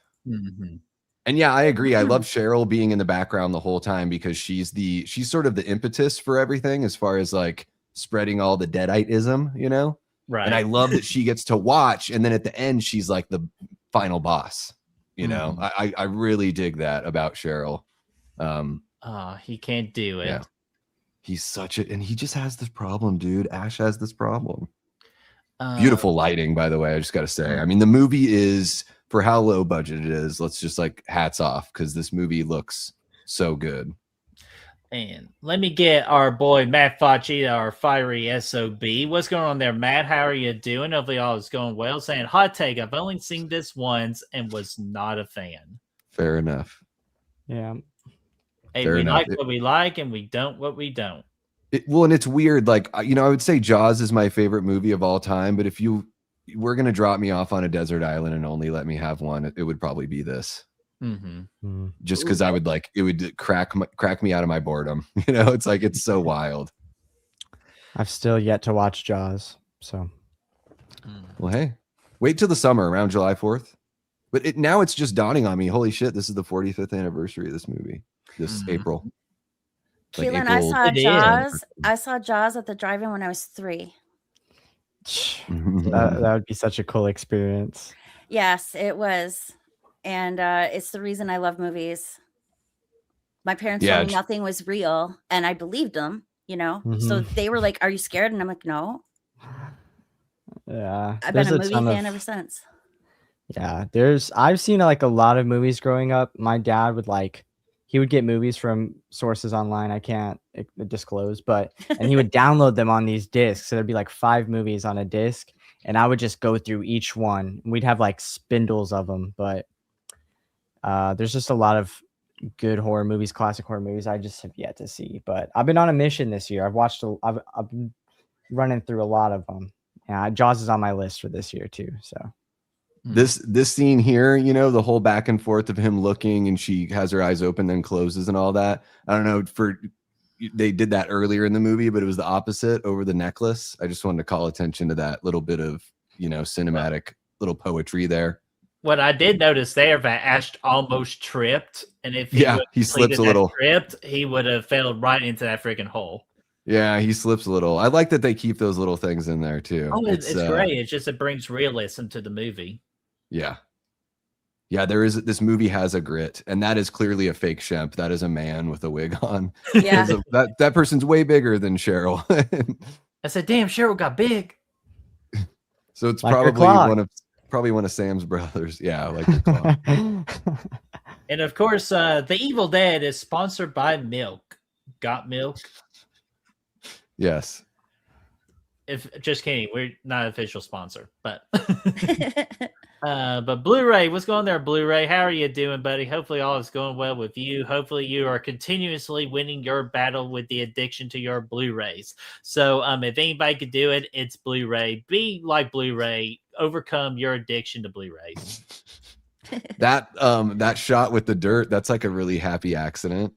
I don't think that it occurred to them they weren't trying to do that, but he just happened to scoop the dirt there, and you could see his face through like the spot where the dirt didn't cover up.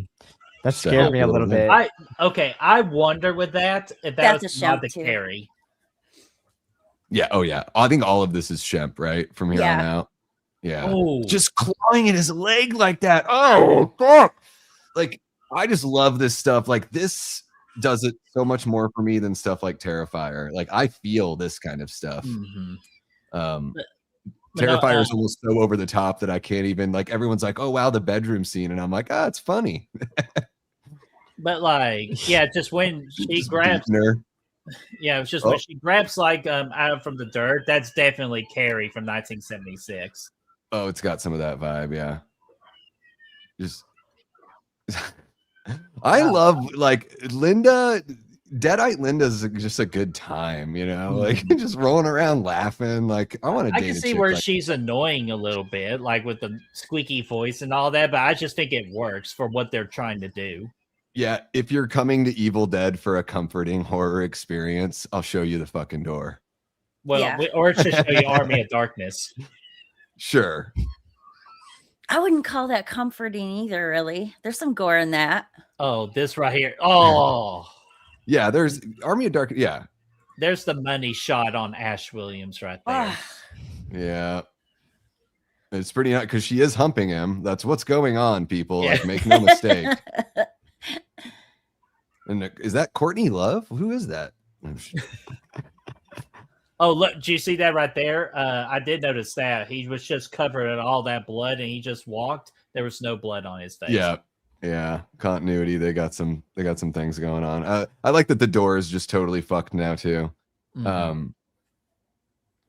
He probably thinks, oh God, thank God all of this is over.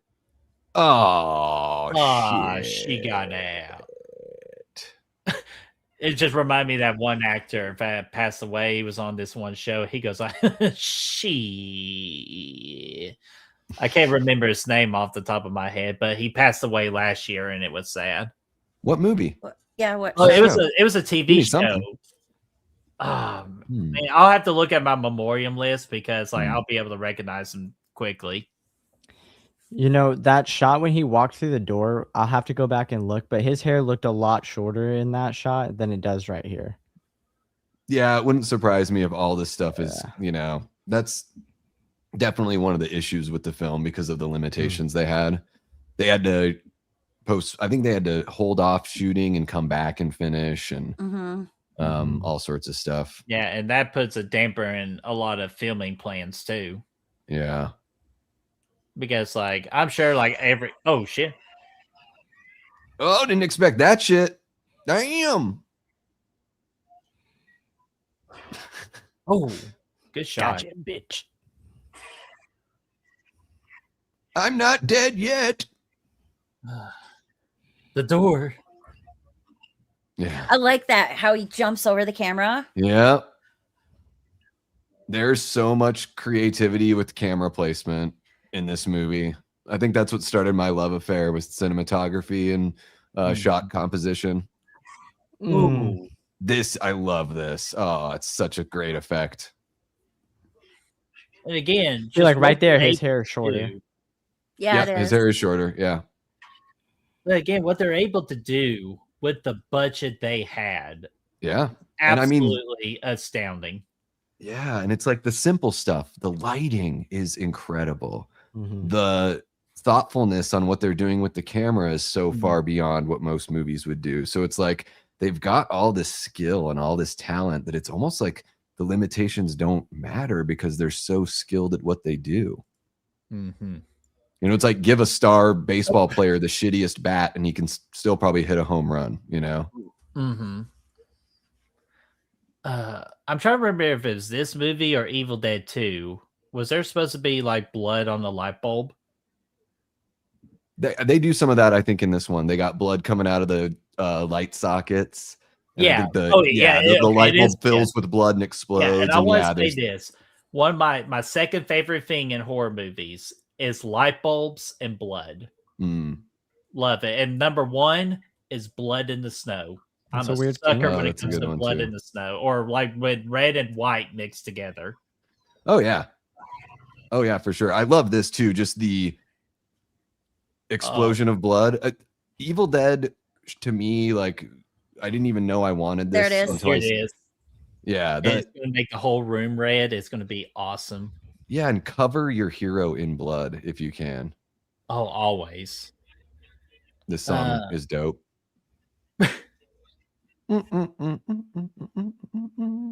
and you put red on it too. Oh, that's so cool.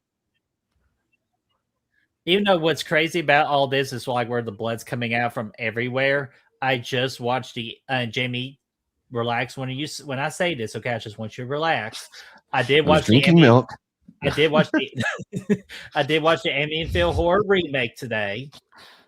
And when the blood was coming out of the walls and everything, it kind of reminded me I bet they take inspiration from the Amityville Horror from 1979 with the blood on the walls.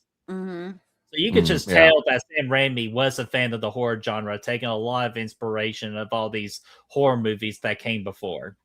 Yeah, there's a passion there. And I think we're going to cut into a different location really quick. One of these, gosh, I thought it was one of those shots where he's walking that cuts to a different location. Yes, Tia, the remake one. It was on my 365 list, and I do have the original on my 365 list, but I'm trying to hold off on it for May because I like to do 14 new horror movie watches for the month of May, and that's what I'm going to do this year. I've never seen the remake either. I should check it out. It just actually dropped on Tubi today, so it is on Tubi. I think it's great. It's really underrated. It's really solid. I've heard good things about it for sure. The best kill in the movie is Ryan Reynolds killing those abs, baby. Ryan Reynolds has some sweet abs, I have to say, but I really. I told you to calm yourself. I told you to calm yourself. Sorry, I can't help myself. He is actually really disturbing, though, don't you think? He's pretty scary. Oh, with the eyes and everything until they put red in them, then I kind of thought it was a little goofy. But just his regular eyes and how the serious tone, beautifully done. These shots, these like Dutch angle shots. Yeah, I was about to say.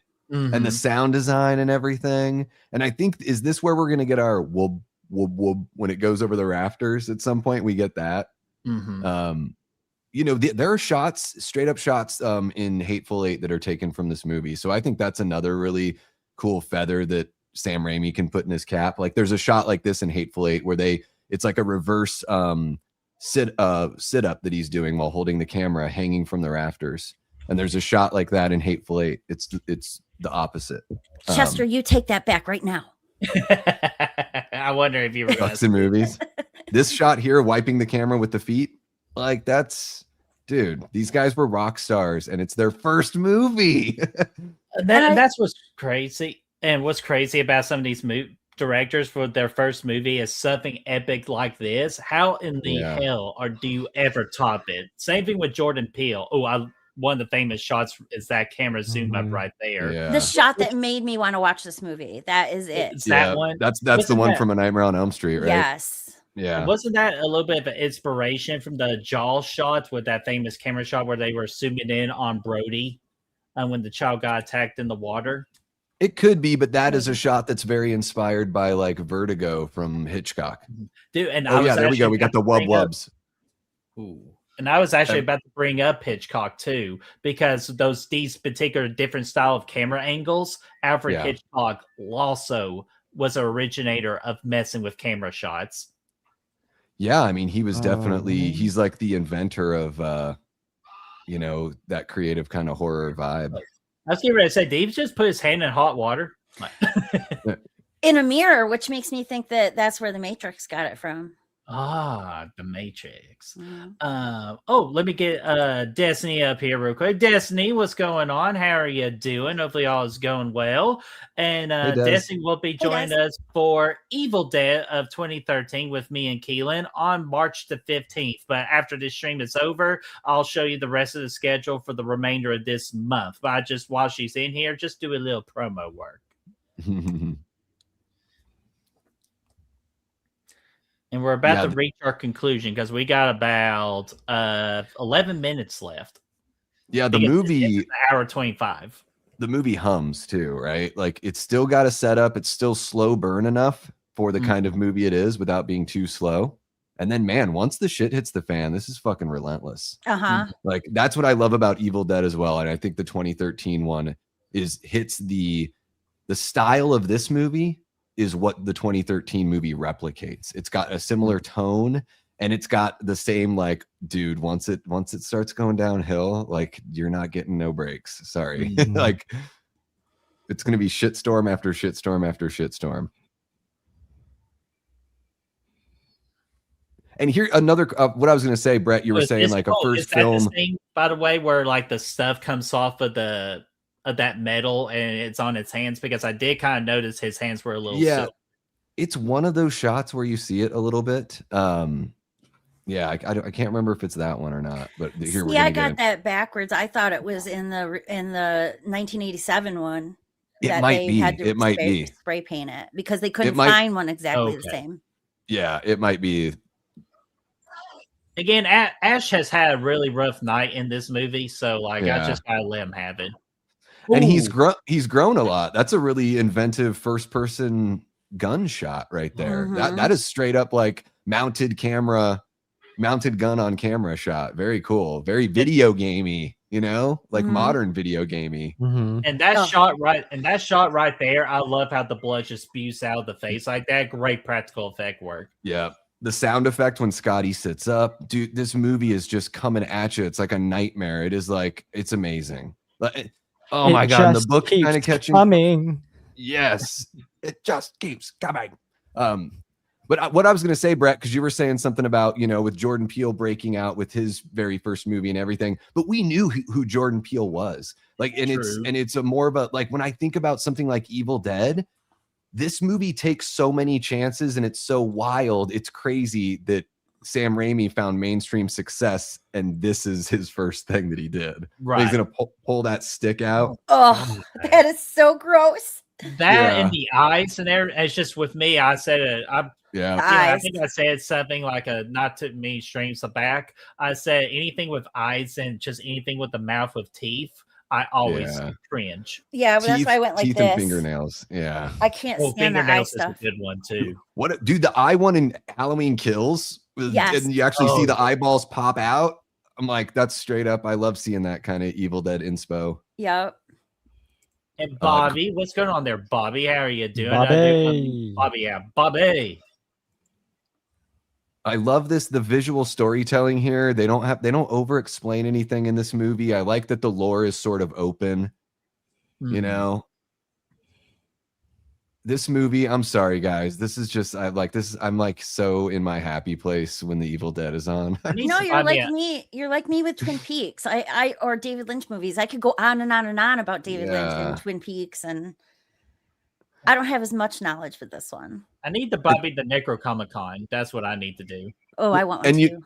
You notice the necklace was like a skull, which like they do a lot in this series. Like they, you know, it's such a just little cutesy nerdy shit. I like that too. Oh, she's hitting him with that metal pole. It's just brutal. There you go, Jami. Twin Peaks mentioned. Yep. He's just getting like eaten, like. He's getting his ankle bit. He's getting hit with a freaking fire poker. And like we love like Ash at this point. Like think about how much he's changed since the beginning of the film, and it's just like you're like want to stand up out of your chair and cheer this guy on. And it's I want to see more of that. I want to see more of that kind of character development in more modern films as well. I was going to mention that too, how he changes so much between the movies, and he ends up being the way that he is in this TV show, which you asked me about, and I said I'd marry him. And then we get to what we're about to get here, which it kind of holds back from this being a perfect golden reel for me. This whole claymation. Sorry, I'm just like I think I hate you. I'm just joking.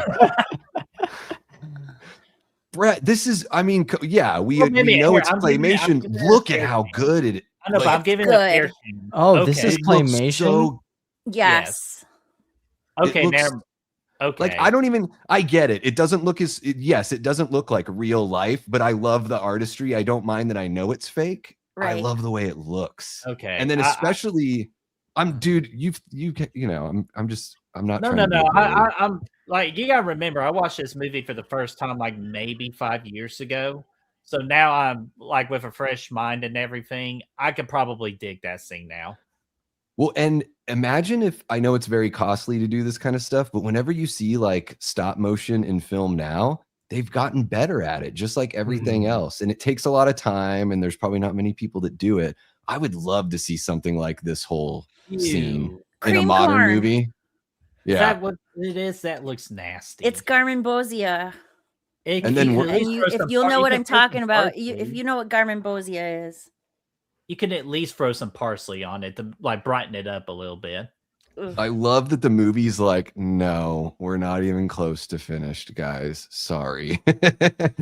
We still got some more explosions. Like again, practical effect work to a whole nother scale. Yeah. And like demons being really compete with the Thing. John Carpenter's The Thing when it comes to practical effects. Yeah, and they clearly didn't have as much money here, but man, this is one of my favorite shots and Bruce reactions. Love that. Oh yeah. Oh, I wanted to bring this up real quick because Destiny wants to make a Necronomicon book. So, but Destiny, here's the thing: are you going to make the original one, or are you going to be making the 2013 one where it does include or require human skin? So be very careful. It's very like, I love the way the book looks in this one because it really does look like an old real artifact, you know, like dried skin. But I mean, I think all the designs are great for the Necronomicon. I think Army of Darkness, I'm sort of on that one. It's supposed to be the same one that this is, you know, but I dig them all. And then me and Brad and Chris, like, we always joke around too. If we're ever gonna like make our own like YouTube horror convention, we will legitimately name it the Necronomicon. Nice. But that's only if we ever make big time money in the future, or one of us gets lucky enough to win the lottery. But we always have that in our back pocket, is to make a horror convention called the Necronomicon. I love the clock is working again. That's a sign that the evil is supposedly and the dead. light in the background too. It's the bright sunny light. Yeah, the music. I love the triumphant music here too. And you think your guy made it. Damn. Yeah, and I created a brand new playlist on Chills and Thrills too, where you can hunt down some horror movie watch parties we've done called The Final Guy. This is the first one. Or technically this is the second one. The first one we did I did because it was the time where I was doing a solo still. It was Doug from the Hills Have Eyes remake. All right. Did you add the thing in there? The playlist? Yeah, you said Final Guys, right? Doesn't McCready and Childs. Oh, is Ash the first final guy? Is Ash the first final guy in horror? I feel like he is. Probably. I'm trying to think. Yeah, he's got to be. Unless you count like the young priest from The Exorcist. I guess you could count him. Father Dyer didn't really do anything, though. Father Dyer was just his friend. So I don't know if I count that. Okay. Absolutely. And he dies in the third one. So. Okay. Love this shot. This is like a dirt bike, I think, that they're on for this one. They had to have people pull the doors. So those are stage hands doing all this stuff. I love that. Beautiful. What a fucking ending. Amazing. Oh my God. Ladies and gentlemen, that was The Evil Dead. That's why I said The Evil Dead from 1981. And man, if you've ever watched the credits to this movie, you'll notice that the music starts slowing down and it starts like deteriorating. And that was Sam Raimi was like, everything dies in my movie. The score is going to die at the end of the film. So he wanted the music to die like everything else. Just one last little nerdy factoid from your local neighborhood Davey Deathray. Die, Tommy, die. Oh man, that's great. So guys, we appreciate you so much in the chat for hanging out with us. We're about to wrap things up here in just a moment, but we got to do our tradition here on Chills and Thrills. We got to ask our special guests what are their final thoughts about the movie and how would they rate it on a Chills and Thrills scale, which Davey, we will be blocked off for a moment, but just to kind of help Jami here, and I'll let you take a look. See, it's not too bad. But Jami, what are your final thoughts of movie rating and on our Chills and Thrills rating over there? Just final thoughts and rating. This is a 4-star for me. Killer classic. It never gets old. I watch it at least 2-3 times a year. So yeah, I think it's a 4-star, or hearts if you in my case. Nice. Hey, I love it. I love the little change up right there with the hearts. So Davey, what about you? I know you're a little blocked off at the moment, but what is your final thought in a movie and your movie rating according to our Chills and Thrills rating system? Yeah, I'll give this one a 4. It is a killer classic. I think it's inspired, to me, it's the whole cabin in the woods genre is inspired by Evil Dead. And not only that, movies like Night of the Demons or just straight up Demons the Italian film. Takes a lot of inspiration from this one. Peter Jackson, the ingenuity that we see from his filmmaking, from Bad Taste and Dead Alive all the way to the Lord of the Rings movies. When he made Bad Taste, that was his Evil Dead. He was inspired by Evil Dead to do the same thing. And so I feel like this movie is one of the most it really is like a cornerstone of horror. It's right up there with movies like Texas Chainsaw Massacre or Night of the Living Dead that kind of single-handedly kicked off a subgenre. Keelinn, what about you for this being your second time watch ever? Like, I know you were a little quiet tonight, but with good reason, because you were watching an excellent movie. So what are your final thoughts, and what do you rate it on the Chills and Thrills rating system? Okay, I'll give it its respects because I do have a lot of respect for the movie. I don't have like a connection to it emotionally or anything like maybe the other people here do. I have to watch it from like a retrospective lens. So I'll go with Killer Classic because I have a lot of respect for it. I enjoy a lot of what Sam Raimi does. It set the precedent for a lot of other films.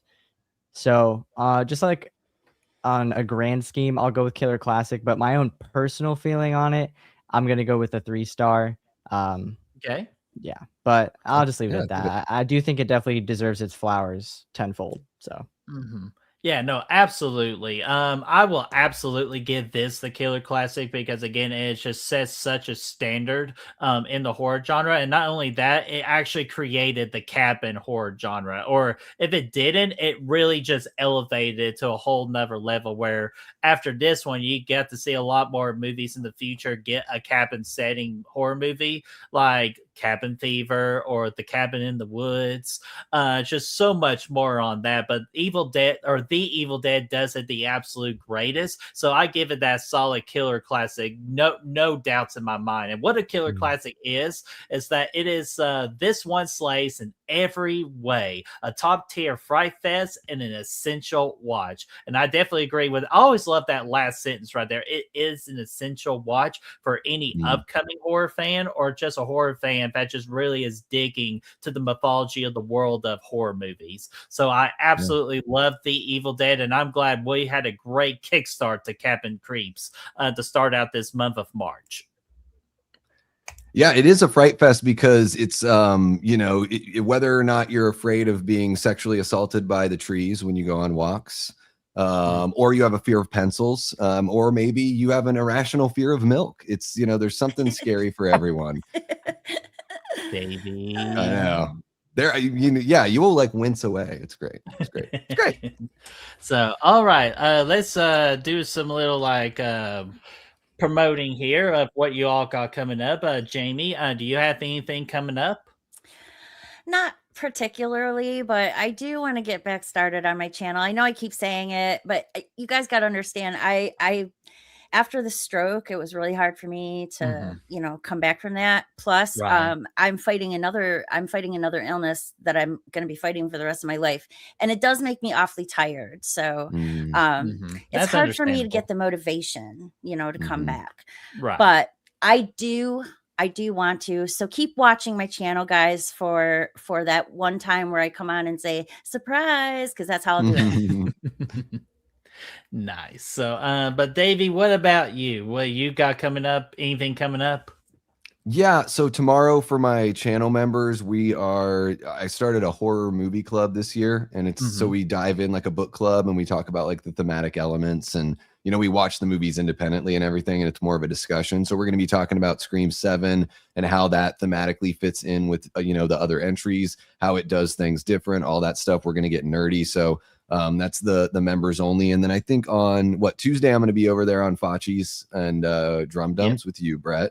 Sweet. So we're gonna be doing more Scream 7 spoiler talk, and then I don't know what else. There's some news that's popped off here that I want to cover. So if you're unfamiliar with my channel, I cover a lot of the horror movie news, and I'd like to jump in and take a close look at the Faces of Death trailer because I'm actually pretty intrigued with that movie and the way that they're approaching the film. I think they've got like a pretty interesting kind of different tilt on how they're telling the story, and then just paying attention to other stuff. Evil Maybe Dead Burn, even Evil Dead a Burn. trailer breakdown, because tomorrow a little Yeah. birdie said that Scary Movie 6 trailer is going to be publicly released. Actually released. I probably won't break down the Scary Movie 6 one, because what can you really gather from breaking it down? But it is very funny. It's the funniest thing I've seen in the whole entire Scary Movie franchise. Good. We're going to make you a Scary Movie fan trailer. now. Well, maybe this movie. Yeah, this movie looks funny so far. But yeah, I'll probably break down that Faces of Death, and I think there was another one I can't remember. But I'm looking forward to like Hokum, Ready or Not 2, and then of course Evil Dead Burn. Or as Keelinn keeps on telling me, Dolls also comes out this week. Dolly. Yeah, Dolly. Yes. I've been seeing some stuff about that too. That looks interesting. I already got tickets. Oh, nice. So, Keelinn, what do you got coming up on your channel? Well, first of all, you spelled my name wrong at the bottom banner, just by the way. It says Keelinn. Huh? Oh my gosh. Damn I just noticed it. I don't even care. Brett went to the Leering Center. Yeah, or I was. Hey, you gotta remember, I'm the one on the Real Horror Wars that told that horror couple. Oh yeah, how I spelled that. Couple. So, God, I'm still so embarrassed by that. But Keelinn. Keelinn. I'm reeling from a Keelinn. Yeah. But yeah. Just blame your parents for that one, Keelinn. Like, why you guys gotta make my name so difficult? It's not that hard. I know. I don't think it is either, Brett. Everybody spells my name wrong too, so I totally get you. Nobody ever realizes it doesn't have an E on the end. Yeah, I've quite literally typed out Jami with an E at the end and then had to fix it when we're in like a chat on stream sometimes. So I appreciate that you do that. Thank you. And also, everyone always leaves off the last N in my name. So sure, I always get it. That's me. But as far as what's upcoming on my channel, the left hand doesn't know what the right hand's doing. I have no idea, but there's something in the works. There's always something.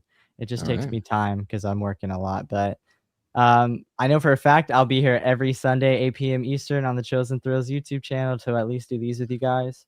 And I'll be happy if I can at least release some videos a month. But that's just kind of where I'm at right now. But yeah, watch Davey and look out for Jami's channels. They're much more entertaining than me. And fuck my channel, but yeah, Brett's fucking dog shit. Don't even bother with him. See, he's already he watches my channel. He just used dog shit from a horse's ass to describe dog me. Shit from a horse's ass. Yeah. So but yeah, so here's what's anything else, Keelinn? I'm sorry. No, and I'm also totally kidding. We love Good Real Hunting. We love everything that you guys are doing over there. So appreciate it. And you definitely don't want to miss Good Real Hunting this week. But first off, I want to say on Tuesday, like Davey said, I will also be on Matt Fauci's channel. Man, it's going to be really intimidating being on with so many great YouTube content creators. So I'm going to have to bring my A game this Tuesday. So you definitely don't want to miss that stream where I'm more than likely going to embarrass myself with stage fright. So you get to have an entertaining show on that. Wednesday, Fried Bites Live, episode 29, 2:00 Eastern time. I'll think of another fast food place for us to figure out 2 great food items for that fast food place, because I'm building up to a 16 food item tournament where we get to build or to determine the greatest fast food item that there is in the fast food game. That's what the plan is. And that continues this Wednesday at 2:00 Eastern time, Fried Bites Live, episode 29. And then on Thursday, Brad's birthday's coming up here not too long. Maybe I would say a week from today. So next Sunday is when his birthday will be, but we do have to do a live stream. So Thursday will be Brad's birthday stream, and he wants to do a live Q&A for the audience. It's a way to kind of give back to our audience for being great with the Real Horror Awards. So we are going to just do a live Q&A for Brad's birthday this Thursday at 8:00 Eastern time. And then we will be back on Sunday for Chills and Thrills for a brand new watch party for the Cabin Creeps. And the next movie we're going to tackle, and this is a very interesting one. I'm glad Keelinn, like we made the little switch on this one. And don't ask me what we switched it with, because it might get some controversy. But what we got coming up next Sunday at 8:00 Eastern time is a little movie called Knock at the Cabin by M. Night Shyamalan. So that is going to be next Sunday at 8:00 What a Eastern. twist. Yeah, with a twist. So what a twist. So next Sunday at 8 o'clock Eastern time, this movie is available on Peacock, but don't worry, we will have it showed in the Chills and Thrills auditorium for you all to watch along with us.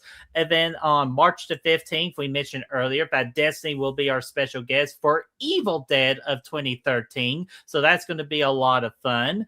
And then on March the 22nd, and I confirmed this special guest today, we're going to have Misael from Scream In Media joining us for some The Cabin in the Woods. We absolutely had to add some comedy to this month. So that's going to be on March the 22nd. And then to finish off the month, we're bringing Brad and Chris from the Good Real Hunting team to Cabin Fever, Eli Roth's Cabin Fever from 2002 on March the 29th. All of that on Sunday at 8 o'clock Eastern time. Bring your pancakes. Oh, hey. I was like, bring your pancakes and bring some very inappropriate jokes. Oh man, so that's all that I got for Good Real Hunting and Chills and Thrills, and I don't see anything much from the chat. And again, we want to thank the chat so much for hanging out with us and giving us a great kickstart for Cabin Creeps. And of course, we got to thank our two amazing guests down here of Jami Hart and Davey Deathray. Thank you so much for taking time out of your all's busy lives and busy schedules. I was like, who are you talking to over there? But you're talking to Jami. I'm looking at Jami. Oh my gosh. So there we go. I'm turned the wrong way. There we go. Yeah. So StreamYard, you got to do the opposite. But that's right. So, I'm gonna do the Brady Bunch, like, oh hey, Keelinn. This is where the chill, the thrill, of punch. But yes, thank you, Davey and Jami, so much for hanging out with us. Well, thank you for having me. I always enjoy doing this kind of stuff with you guys. So I'm excited. Yeah, thank you. Yeah, I mean, I love this movie, and I love talking about it. Appreciate the opportunity. I don't know, absolutely. So, guys, we're going to go ahead and end it with that. We appreciate you all so much, and we will see you next. I've been talking so much today, but we will see you all next Sunday for Knock at the Cabin to continue the Cabin Creeps, and we will see you all later. And be careful. The life lesson of this movie: be careful what the hell you read from a random book. Please be careful, and we'll see you all next Sunday. Hopefully, if you're not reading books. See you all later.